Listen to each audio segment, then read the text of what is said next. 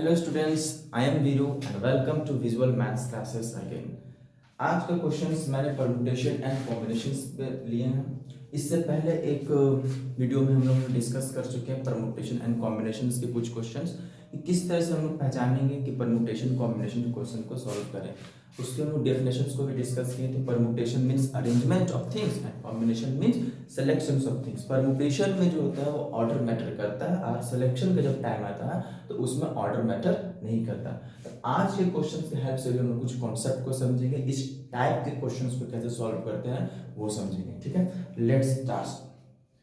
तो कैसे इस क्वेश्चन को स्टार्ट किया जाए। फर्स्ट क्वेश्चन जो है वो डायरेक्टली कॉम्बिनेशन पर है। सिंपली हम लोग सॉल्व करेंगे और वन ऑफ द क्या ऑप्शन इसका आंसर होगा।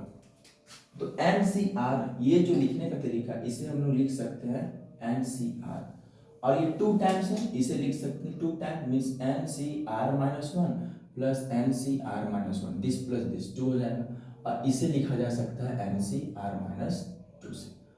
अब ये दोनों का एक डायरेक्ट फॉर्म होता है क्या, तो ये होता है n plus one C are.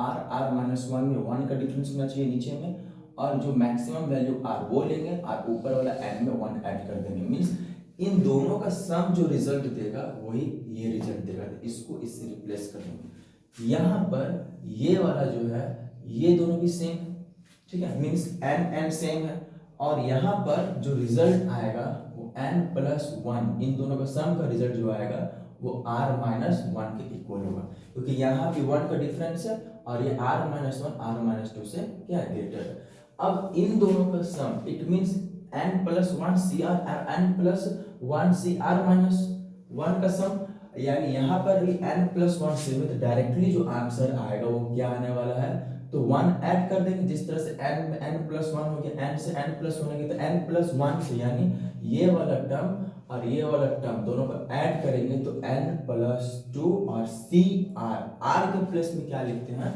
जो मैक्सिमम होता है, तो मैक्सिमम आर है, आर माइनस वन है, आर है, तो यानी यहाँ पर क्या लिखेंगे हम लोग आर, यानी इसका आंसर क्या होने वाला है n plus two C r, यानी option number D. Next question देखते हैं। There are four candidates for the post of lecturer in the mathematics and one is to be selected by votes of 5 men. The number of ways in which the votes can be given is this. यहाँ पर total 4 candidate हैं, तो हम लोग यहाँ पर एक places के मेथड लेंगे। ठीक है, प्लेस कितने प्लेस क्रिएट हो सकते हैं, वैकेंट प्लेस, उसके हेल्प से बनाएंगे। तो वो 4 कैंडिडेट के अकॉर्डिंग नहीं होना चाहिए, वो 5 मैन के अकॉर्डिंग होना चाहिए। क्यों? क्योंकि 5 मैन के अकॉर्डिंग अगर हम 5 प्लेस को क्रिएट करते हैं 1 2 3 4 5, तो यानी हम लोग ये बोल सकते हैं कि 1 प्लेस जो है वो फर्स्ट वोटिंग के लिए, मतलब ये वाला जो है फर्स्ट मैन, 5 मैन में फर्स्ट मैन जो अपना वोट देगा वो इसे रिप्रेजेंट कर, सेकंड मैन के वोट को ये रिप्रेजेंट कर, थर्ड मैन के vote, fourth and fifth man के वोट, 5 मैन के 5 वोट्स को रिप्रेजेंट करने के हम लोग 5 वैकेंट प्लेस को यहाँ पर लिए हैं। ऐसा इसलिए करेंगे क्योंकि यहाँ पर 4 कैंडिडेट्स में से किसी को भी मैथमेटिक्स के लिए लेक्चरर के लिए चुना जा सकता है, और वो कैसे पॉसिबल है, तो मैन के थ्रू, जो पीपल के थ्रू जो वोटिंग आएगा उससे पॉसिबल है। यानी आपको ये थोड़ा समझना होगा कि फर्स्ट मैन से जो वोट आएगा इसके लिए 4 कैंडिडेट अप्लीकेबल होंगे, क्योंकि 4 कैंडिडेट ही हैं जो कि लेक्चरर के लिए पोस्ट किए जाने वाले हैं। ऐसा तो नहीं है कि 3 को भेजना 1 को रखना, नहीं, 4 candidates are eligible for each of the votes given by क्या पीपल, 5 मैन। तो फर्स्ट वोट का बात करें तो फर्स्ट वोट के लिए भी 4 कैंडिडेट अप्लीकेबल होगा, सेकंड वोट भी के लिए भी 4 कैंडिडेट अप्लीकेबल होगा, क्योंकि वो सेकंड वोट जो होगा वो भी 4 में से किसी को भी मिल सकता है, एंड थर्ड वोट के लिए भी 4 कैंडिडेट अप्लीकेबल होगा, फोर्थ वोट के लिए भी 4 कैंडिडेट अप्लीकेबल होगा, एंड 5 फिफ्थ वोट के लिए भी 4 कैंडिडेट्स अप्लीकेबल होगा। यानी हम लोग बोल सकते हैं कि एक आदमी जो है अपना एक वोट 4 तरीकों से 4 कैंडिडेट में किसी तरह से भी दे सकता है, यानी हो गया 4 ways into 4 ways into 4 ways into 4 ways, यानी कितना होगा 4 टू दी पावर 5 वेज, इसका क्या होगा राइट आंसर। यानी इसे कैलकुलेट करें कितना होगा, ये हो जाएगा 16, ये हो जाएगा 16, 16 कितना होगा 256 इंटू 4 यानी कितना होगा 1024, 1024 द राइट आंसर। तो यानी इसमें इंटू इसलिए किया गया है क्योंकि ये फंडामेंटल प्रिंसिपल है ऑफ किसका, मल्टीप्लिकेशन का, कि दिस अगर नंबर ऑफ वेज निकालेंगे तो मल्टीप्लाई कर देंगे, तो यानी टोटल नंबर ऑफ वेज जो होगा किसके लिए, 4 कैंडिडेट्स के लिए, किस लिए, तो for the post of lecture in mathematics के लिए 4 टू द पावर 5 वेज, इतने तरीकों से हम लोग मैथमेटिक्स में लेक्चर के लिए पोस्ट को क्या कर सकते हैं, सेलेक्ट कर सकते हैं। ठीक है, number of ways in which votes can be given.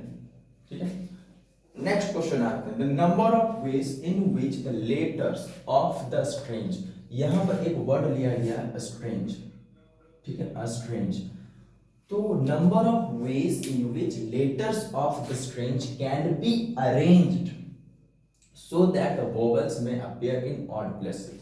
जैसे क्वेश्चन में आए इवन और ऑड प्लेसेस का कॉन्सेप्ट, तो हम लोग ड्रॉ कर लेंगे। स्ट्रेंज में कितना वर्ड है, तो 1 लेटर कितना है, 1 2 3 4 5 6 7 letters for the word strange, तो 1 2 3 4 5 6 7, ये हो गया first, second, third, fourth, fifth, six, seven.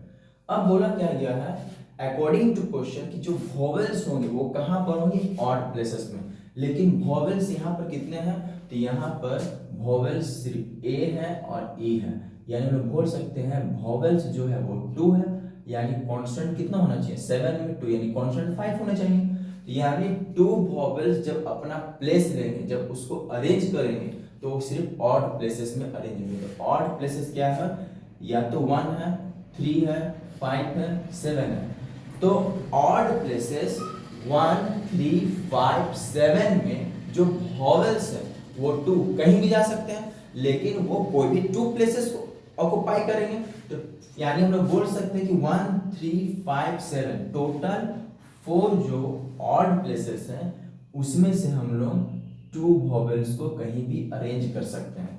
ठीक है, ऑड प्लेसेस में, तो permutation of n different things taken r at a time, taken r at a time कितना लिया जा रहा है, तो 4 में से 2 को लिया जा रहा है, यानी we can represent this by 4p2। तो ये तो हो गया वोवेल्स के रिप्रेजेंटेशन, कि हम लोग 4 जो ऑड प्लेसेस में उसमें 2 वोवेल्स को कहीं भी रिप्रेजेंट कर सकते हैं, तो इन दिस वे 4p2, यानी 4 वैकेंट ऑड प्लेसेस में जो वोवेल्स होंगे वो तो सिर्फ 2, कोई भी 2 प्लेसेस को ही ऑक्युपाई करेंगे। इसका मतलब 2 प्लेसेस को ऑक्युपाई करने के बाद 7 लेटर्स में 5 लेटर्स का अरेंजमेंट और होगा, और वो 5 लेटर्स का अरेंजमेंट कहीं भी हो सकता है, यानी into factorial 5, fundamental principle of multiplication. First तरीका जो होगा वो किसके लिए था, वोवेल के लिए। सेकंड तरीका होगा जो 5 लेटर्स बचे हुए हैं उसको अरेंज करने के लिए। तो 5 लेटर्स को हम लोग सारा लेटर्स को लेना, ऐसा नहीं है कि हम लोग कुछ लेटर्स को छोड़ेंगे, और ना ही यहाँ पर किसी भी वर्ड का रिपीटेशन हो, किसी भी लेटर का रिपीटेशन हो, रिपीटेशन रहता है तो हम लोग डिवाइड करते हैं सेम नंबर ऑफ टर्म्स से। तो सेम नंबर ऑफ टर्म्स अगर रहता है ए 3 टाइम्स तो फैक्टोरियल 3 से डिवाइड, लेकिन इसमें कोई भी लेटर्स रिपीटेड नहीं है, तो यहाँ पर हम लोग सिर्फ फैक्टोरियल 5 लिखेंगे, मतलब 5 जो 2 वोवेल्स के बाद जो 5 लेटर्स बचेंगे उसका अरेंजमेंट हम लोग फैक्टोरियल 5 तरीका से कर सकते हैं। ठीक है, यानी कैसे 1 2 3 4 5 और इवन मिलाकर 5 लेटर्स को प्लेस करना, तो हो सकता है इसमें 5 लेटर्स आए, है ना, तो एक लेटर इसमें ऑक्युपाई हो जाएगा, तो अगला के लिए कितना 4 लेटर आएगा, इस एक लेटर इसमें ऑक्युपाई हो जाएगा, अगला के लिए 3 लेटर आएगा, अगला के लिए 2 आएगा, अगला के लिए 1 आएगा, यानी मल्टीप्लिकेशन रूल के अकॉर्डिंग सबको मल्टीप्लाई करेंगे 5 4 3 2 1, इसी को तो बोला जा रहा है फैक्टोरियल 5।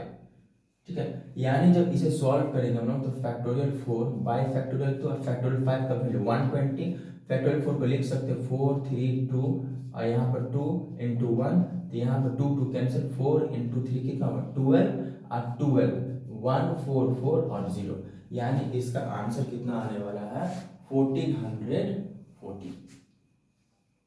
ठीक है, next question, the total number of selection from 4 boys and 3 girls if each selection has to contain at least 1 boy. ठीक है, एटलीस्ट का मतलब क्या होता है, एटलीस्ट का मतलब होता है कम से कम, मतलब उससे कम नहीं। अगर आपको कोई भी वैल्यू दिया हो तो एटलीस्ट टू, तो एटलीस्ट टू का मतलब वो कम से कम टू होने चाहिए, टू से कम नहीं होने चाहिए, टू से ज्यादा हो सकते हैं।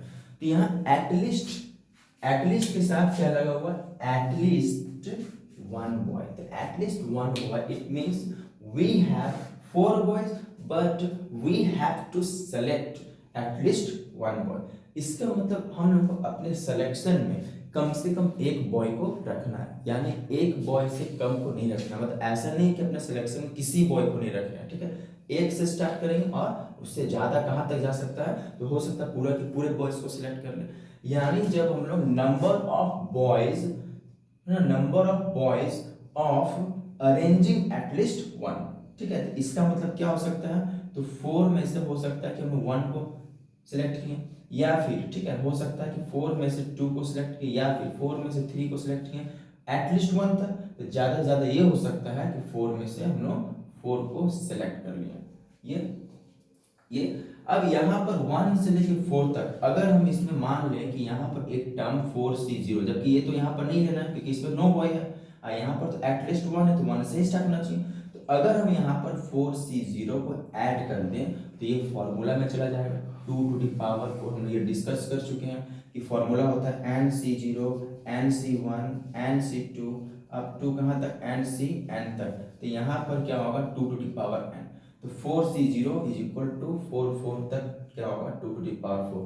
अब 4C0 का वैल्यू क्या होता है 1, यानी यहाँ से यहाँ तक का वैल्यू जो होगा वो क्या होगा, दिस को हम लोग क्या करेंगे 2 to the power 4 से -1 कर देंगे। तो यहाँ तक का वैल्यू क्या होगा 2 to the power 4 -1, 2 to the power 4 -1। सिर्फ इसका वैल्यू क्यों, at least one boy is to be selected. अब यहाँ पर 2 to the power 4 -1 ये तरीकों की संख्या, नंबर ऑफ वे जहां पर हम लोग कम से कम एक बॉय को सिलेक्ट कर रहे हैं। अब बीच में क्या है, बीच में एंड, एंड मतलब एंड का मतलब हो गया कि बॉयज का सिलेक्शन के साथ गर्ल्स का भी सिलेक्शन जरूरी है। अब गर्ल्स के सिलेक्शन में एटलीस्ट नहीं है, इसका मतलब क्या होगा, गर्ल्स में हम लोग जितने भी पॉसिबिलिटी बनते हैं सारे हम लोग लेंगे। इसका मतलब हो सकता है गर्ल्स के सिलेक्शन के टाइम 3C0 हो, 3C1 हो, 3C2 हो, लास्ट 3C3 हो। बिकॉज यहाँ पर हो सकता है सिलेक्शन में गर्ल्स ना है, या तो हो सकता है सिलेक्शन में 1 गर्ल है, या और मतलब प्लस हो सकता है 2 गर्ल्स हैं या फिर 3 गर्ल्स हैं, यानी इसमें सारे पॉसिबिलिटी होंगे। Any number of girls are to be selected. यहाँ पर क्या होगा 3C0 और 3C3 तक, यहां तक जो वैल्यू होगा 2 to the power 3 होगा। ये आंसर फर्स्ट वे हो गया फॉर बॉयज के लिए, ये हो गया second way, number of ways ये हो गया गर्ल्स के लिए। तो यानी आंसर क्या होगा, इन दोनों को मल्टीप्लाई कर देंगे तो 2 to the power 4 -1 यानी 2 4 और 2 4 यानी कितना होगा 16 -1 यानी इसका आंसर कितना होगा 15, और ये कितना होगा 8, यानी 15 into 8 ये कितना होगा 120। 120 इज द राइट आंसर। ठीक है, थैंक यू। इसी तरह के क्वेश्चंस मैं लाता रहूँगा, ठीक है। एंड आपने अगर चैनल को सब्सक्राइब नहीं किया तो कर लें। Thank you and next video में मिलते हैं।